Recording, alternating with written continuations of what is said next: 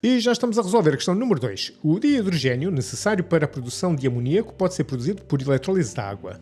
A eletrólise de água, H2O líquido, é uma reação de oxidação-redução provocada pela passagem de corrente elétrica contínua entre dois elétrodos mergulhados na água, formando dihidrogênio, H2 gasoso, e dioxigênio, O2 gasoso, como se representa esquematicamente na figura 1.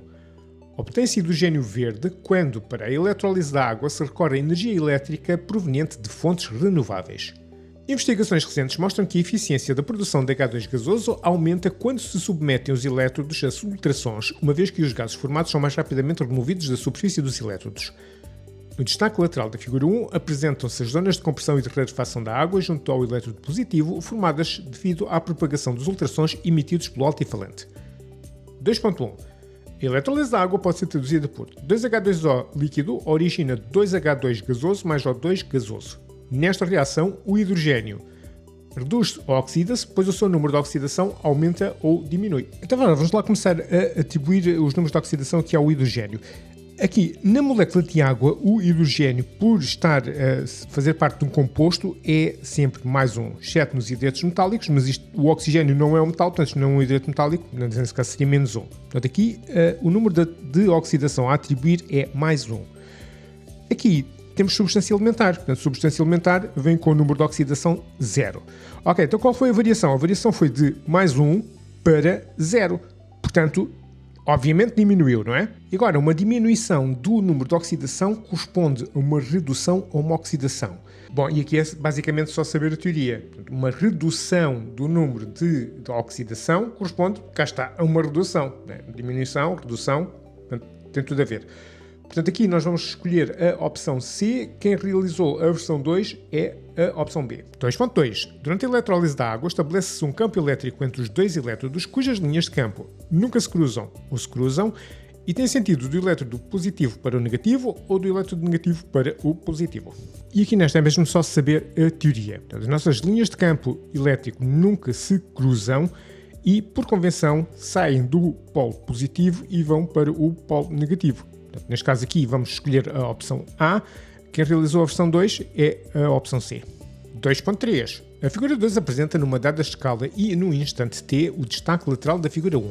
Qual das opções pode representar as zonas de compressão e de rarefação na mesma região e na mesma escala meio período depois do instante t? Ora bem, para respondermos aqui a esta, eu vou-me focar aqui nesta imagem original, aqui naquela linha mais clara que está junto ao retângulo que diz elétrodo, portanto isto para referência. E temos ali aquela linha clara que eu suponho que seja uma zona de compressão, mas podia ser de rarefação, portanto vai dar ao mesmo. Portanto aqui não é claro, mas pronto, vamos imaginar que seria uma zona de compressão. O que nós queremos meio período depois é que aquela mesma zona do espaço esteja sujeita a uma zona de rarefação. Portanto, queremos que ali esteja uma zona o mais escuro possível.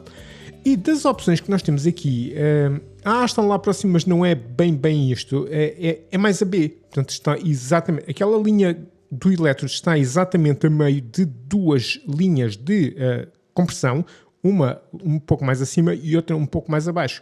Portanto, aqui, para a versão 1, nós vamos responder a opção B. Quem realizou a versão 2, vamos responder a C. 2.4. A eficiência da eletrólise também pode aumentar com a utilização de um agitador magnético. Este aparelho inclui uma barra magnética que gira dentro da solução, agitando-a.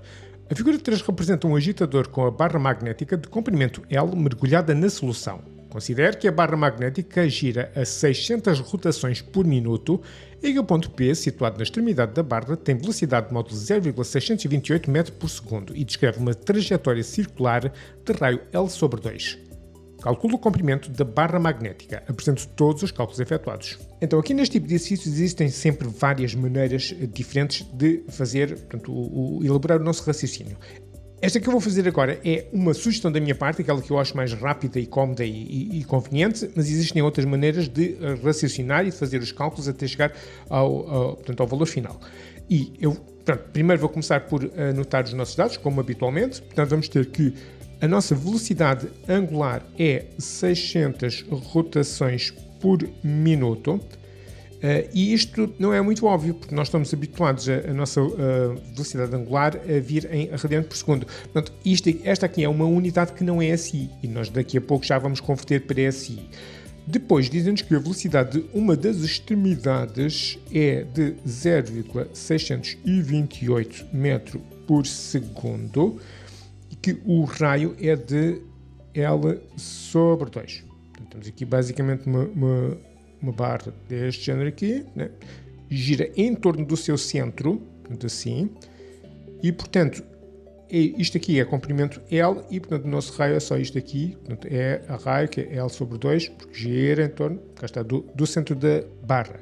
Agora, vamos então passar este valor para si, para começar a trabalhar. Aqui já está, aqui pronto, é uma relação matemática, não é bem um valor, portanto isto aqui fica então, este ômega é 600 rotações a dividir por cada 1 minuto, por minuto, não é?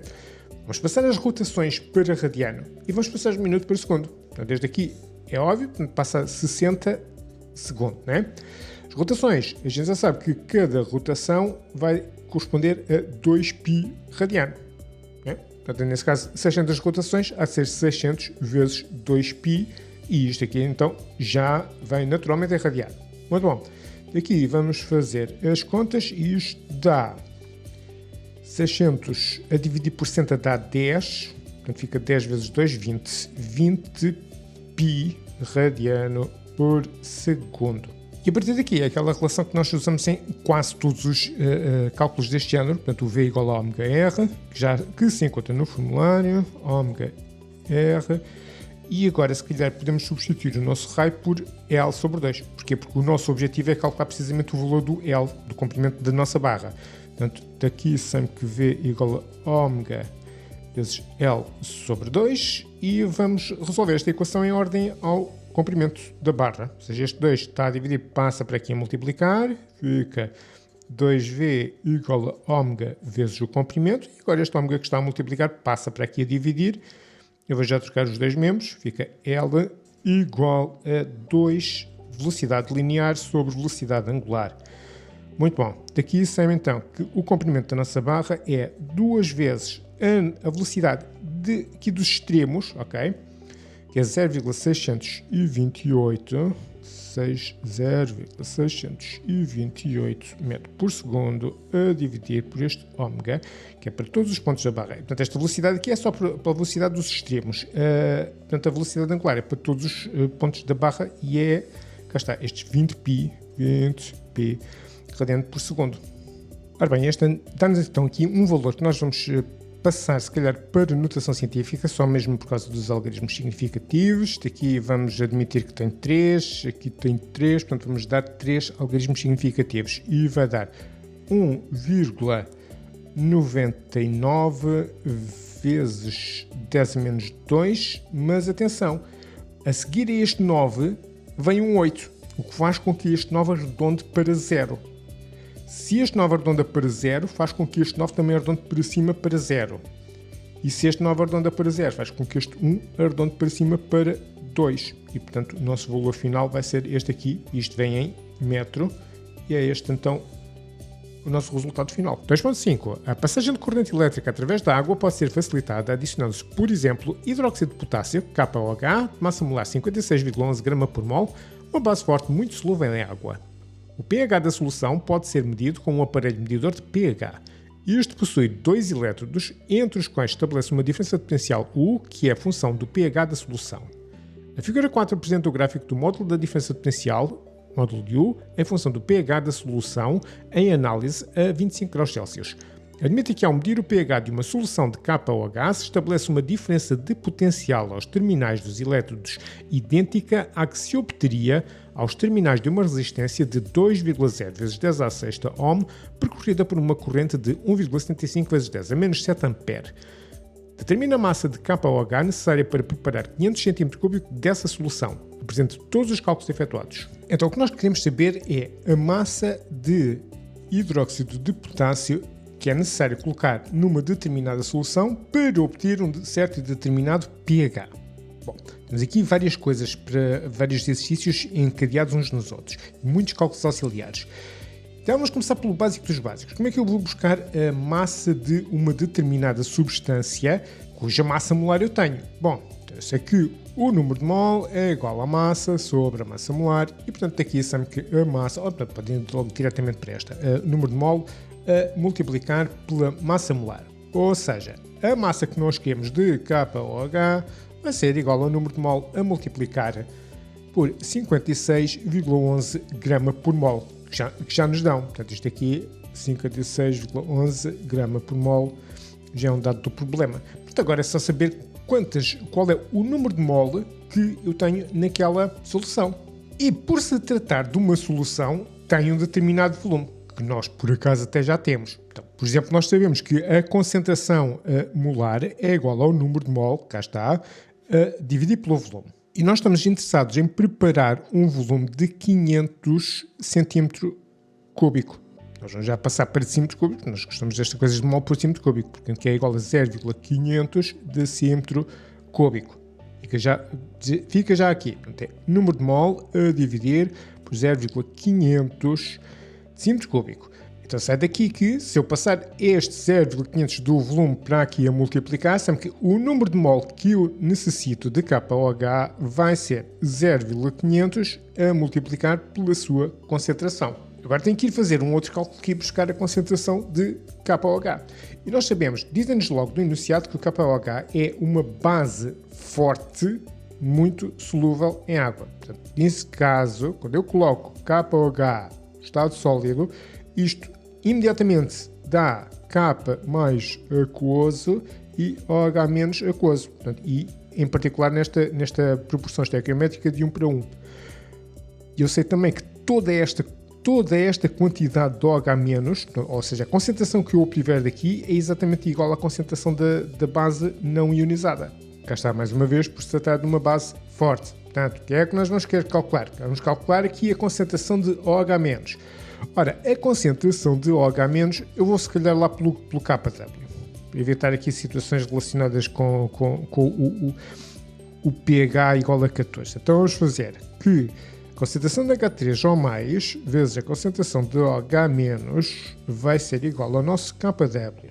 Okay? Portanto, a concentração de OH- que nós queremos vai ser o KW a dividir pela concentração de H3O+, e este KW, vamos lá acima à tabela das constantes, é 1,012 vezes 10 a menos 14 sobre a concentração de H3O+. Portanto, mas o que eu quero saber é a concentração de OH-, mas agora não tenho a concentração de H3O+. Mas eu sei que a concentração de H3O+, portanto, eu sei que o pH é igual a menos logaritmo da concentração de H3O+, e, portanto, daqui sai que a concentração de H3O+, é igual a 10 elevado a menos pH, se eu ao menos soubesse o pH. Bom, aqui do nosso gráfico nós podemos ir ver o pH, mas para isso nós precisamos saber qual é a diferença de potencial aos extremos do sensor, dos elétrodos do sensor do medidor de pH.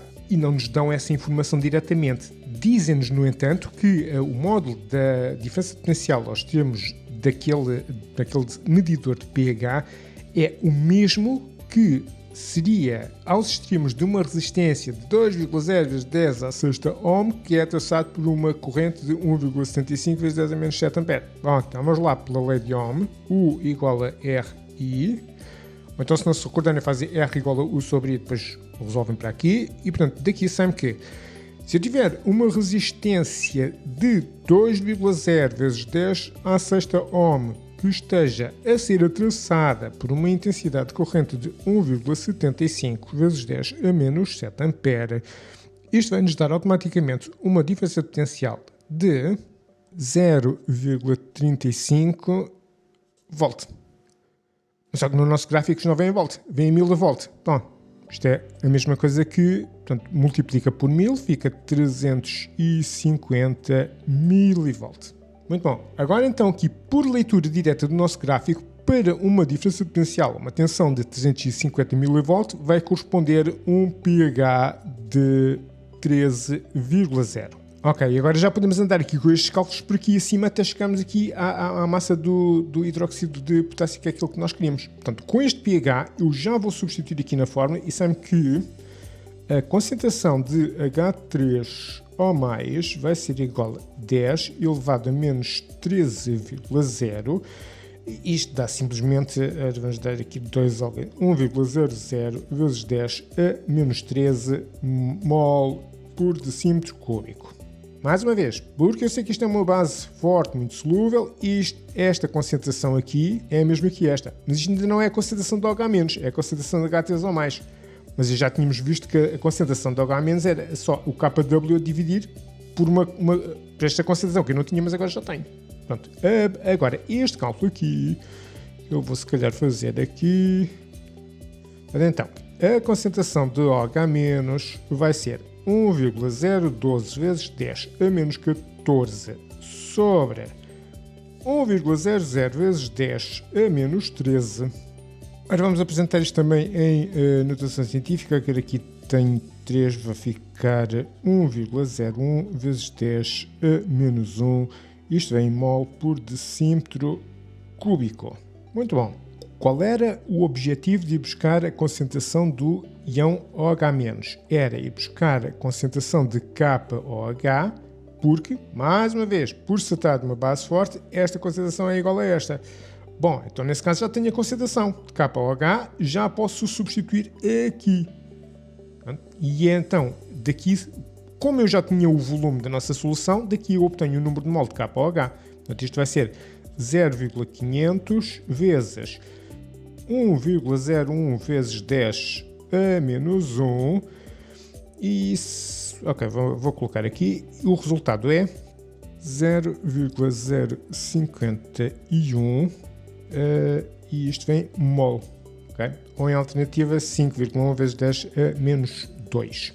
Com este número de mol de KOH, eu já consigo ir aqui ao meu cálculo principal. Ok, portanto, que eu já tinha massa molar, já é dada, portanto, agora a massa que eu preciso, esta massa aqui, vai ser então este número de mol que eu acabei de ir buscar, 0,051, a multiplicar por 56,11, e vamos lá ver se eu tenho espaço para pôr aqui, e isto vai-me dar 2,8 grama. E cá está, esta é que é então a nossa resposta final. Isto é a massa de KOH necessário para obter uma solução com este pH aqui, 13,0, que nós também fomos buscar por métodos indiretos. E esta está. 2.6. Ao dissolver KOH sólido em água, verifica-se um aumento da temperatura da solução. A dissolução do KOH sólido em água ocorre por ionização ou dissociação e apresenta variação de entalpia positiva ou negativa. Bom, então se calhar vou começar aqui pela segunda parte, que é mais óbvia. Se ocorre um aumento da temperatura, é porque se trata de um processo exotérmico. E se é um processo exotérmico, é porque a variação de entalpia é negativa. Portanto, até aí, tudo bem. Esta parte aqui é que é se calhar um bocadinho mais técnica e se calhar exige saber mesmo muito bem a nossa teoria. O processo pelo qual o KOH se dissolve em água é uma dissociação e não uma ionização. Porquê? Porque as partículas no estado sólido já se encontram naturalmente no estado ionizado. Portanto, elas já são íons que foram apenas dissociados pelas moléculas de água. Uma ionização, o processo de ionização seria se as partículas estivessem na forma atómica e posteriormente fossem ionizadas por a reação química depois com o solvente, que neste caso seria a água. Não é o caso, elas já são íons, portanto elas só foram dissociadas do cristal sólido e portanto é uma dissociação. Então sim, a nossa resposta recai sobre a opção C e quem fez a versão 2 é a opção A. E já agora, se quiserem ajudar os vossos colegas a encontrar mais facilmente o meu canal, subscrevam, deixem um like no vídeo. E se precisarem de explicações, lá em baixo na descrição tem um link para o meu site.